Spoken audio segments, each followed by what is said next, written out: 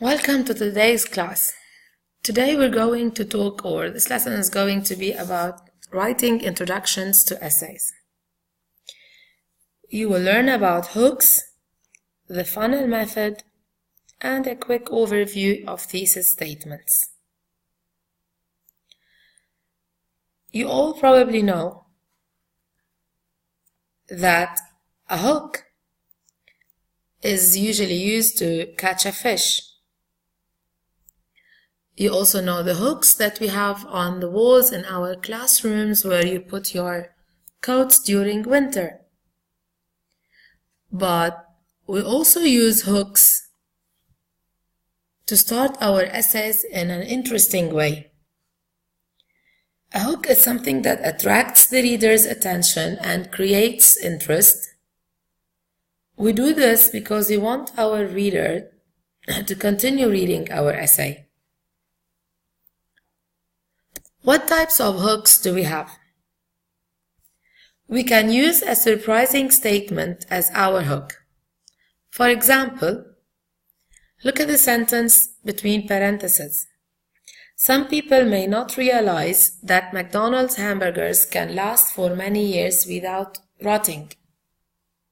This is something that many people don't know about McDonald's food, and it may be a good way to attract attention to an essay about the dangers of eating fast food. Another way to hook your reader is with your anecdote. An anecdote is just a short story related to your topic sentence. For example, if you're writing an essay about a soccer team in the World Cup, an interesting way to catch the attention of your reader is to write about something that happened with a soccer team, with an American soccer team, for example, before you start introducing or discussing sports or the World Cup. You can also use an interesting question as your hook. This is okay to use occasionally, but you should not use questions very often in your essays. Questions make the writer sound like he doesn't know what he's talking about, or may sound like he's wasting time. So I'd rather get directly to your point than asking rhetorical questions over and over. A very interesting question that attracts your reader's attention can be used as a hook. The last thing, or the last way to hook our readers, can be by using quotations. But again, there's a warning. Remember, we said this in the first lesson. Do not use quotes that everyone knows. Use the ones that might be interesting to your readers.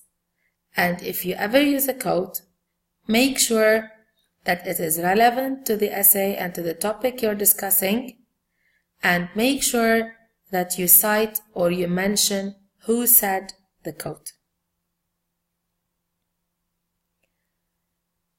So for all these types of hooks, they have to be interesting, otherwise they won't be really effective. Another thing we're using or we're learning about in today's lesson is the funnel method. The funnel method is that red thing that you see on top of the right screen, on the top right of the screen. This is something that we might use in our kitchen, where to pour liquid into a certain bottle like water, oil, milk, etc. But we can think of a funnel as a format for our introduction or our introductory paragraph too. If you see in the picture, the top of the funnel is wide. This is where we put the most general statements. So if you're starting with a hook, it should be the first sentence. This is considered general because it isn't really what the essay is about. After your hook, you need to get more specific. So you narrow the topic down from the hook to something closer to your actual essay topic. And then finally, you end your introductory paragraph with your thesis statement. Your thesis statement is the most specific. It has your topic and it has your controlling ideas. We're going to talk about the thesis statement in detail in the coming lesson. At this point, your reader should know what your essay is going to be about. So your whole introduction for a 2 to 3 body paragraph essay is about 3 to 5 sentences.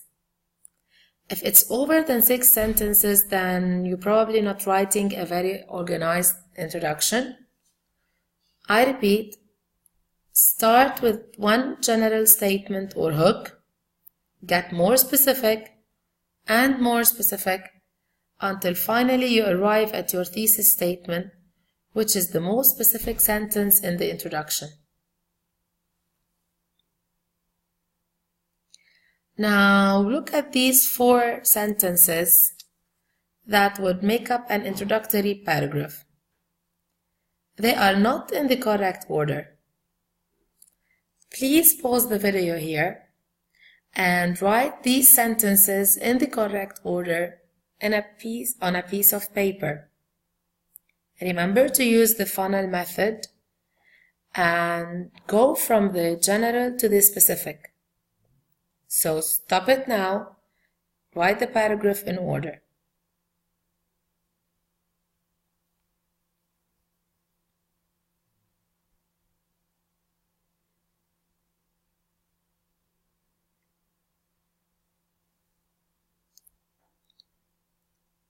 Using these 4 sentences, here's one way to write the introductory paragraph.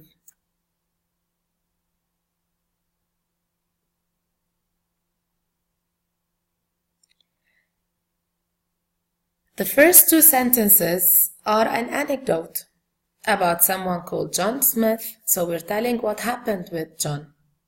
Why? Because later on, we're introducing a topic related to what happened with John. So the first 2 sentences are an anecdote. Then there is a general statement about high crime neighborhoods. Then there is a more specific sentence telling why this kind of crime is happening or happens. And finally, there's an argument for more police to fight crime. The last sentence is the very specific one telling us where this issue is, and we find out what is needed and why. This very specific sentence at the end of our introduction is called the thesis statement, yes. And a thesis statement needs 2 things. The topic, areas in Beirut need police, and the controlling, why it's to control gangs and drug users and to decrease violence. So if you're missing one of these 2 things, then your thesis statement is not to be a very good one.